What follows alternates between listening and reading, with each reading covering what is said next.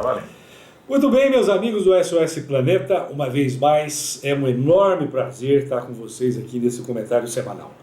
Desta vez para dizer que o governo federal anunciou formalmente de que vai fazer modificações importantes no processo de concessões ferroviárias. Eu vinha aqui fazendo uma crítica forte à não colocação das concessões de ferrovias do país como prioridade. Eu venho defendendo a tese de que é preciso priorizar uma mudança importante na matriz de transportes de cargas do país, para que a gente transporte menos em caminhões e passe a transportar mercadorias mais também em trilhos e em embarcações. E eu não poderia deixar de cumprimentar esse momento em que o governo federal anuncia que vai modificar o sistema de concessões para atrair empresários que têm interesse em construir de fato trilhos neste país. Nós só temos cerca de 27 mil quilômetros de trilhos. Nossa história de ferrovias começou mais ou menos há 160 anos atrás, quando a família real queria sair do calor do Rio de Janeiro e passar tempos mais refrescantes em Teresópolis, em Petrópolis, enfim, na região serrana do Rio. E aí construíram a primeira ferrovia há 160 anos atrás, mais ou menos, de 14,5 quilômetros. Depois disso, nós já tínhamos 9 mil quilômetros de ferrovias em pleno funcionamento, há 120 anos atrás, portanto 40 anos depois da inauguração da primeira ferrovia do país, e tínhamos 9 mil em construção, cerca, portanto, de 20 mil. Se hoje temos 27 mil, em 120 anos, nós só conseguimos gerar 7 mil quilômetros de ferrovias. É claro que já tivemos mais, depois sucateamos, abandonamos, construímos até ferrovia que o mato tomou, como por exemplo a ferrovia Madeira-Mamoré, no Amazonas.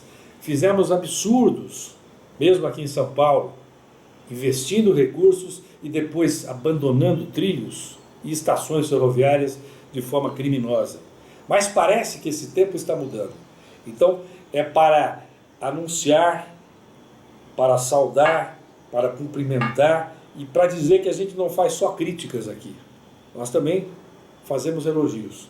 Finalmente, parece que as autoridades federais estão se conscientizando que é preciso, de fato, mudar o modelo de transporte de cargas e também de pessoas num país de dimensões continentais como o Brasil e que não tem o menor sentido, tanto logístico como social e também, do ponto de vista ambiental, continuarmos queimando combustíveis fósseis, gastando dinheiro de quem está consumindo de uma maneira absolutamente irracional. A logística e a ciência devem se unir ao bom senso e é preciso que esse novo tempo aconteça. Eu venho de uma semana em que discutiu-se lá no Porto de Santos, o maior porto do país, o maior porto da América Latina e um dos maiores portos do mundo, a questão logística de acesso ao porto.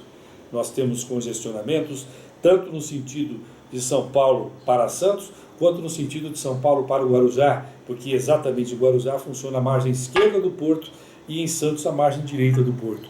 E os congestionamentos de caminhões são gigantescos porque não há pátios de estacionamento e o acesso não pode mais continuar sendo feito quase que totalmente em cima de caminhões. Porque os senhores têm uma ideia do que acontece hoje, só 2% da carga de contêineres que sai da região do Grande São Paulo, da região de São Paulo, com direção a Santos, vão por trens. 98%.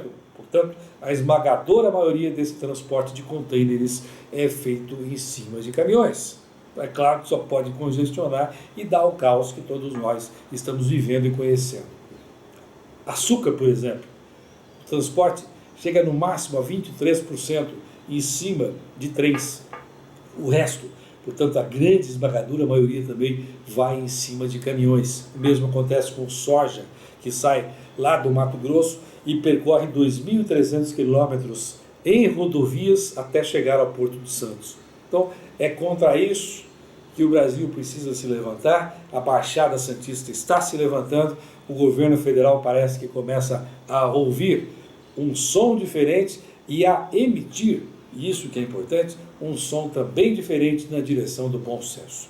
Então, o comentário de hoje é um comentário de elogios, de expectativas positivas e também de cobrança, que não basta dizer vou fazer e vou acontecer.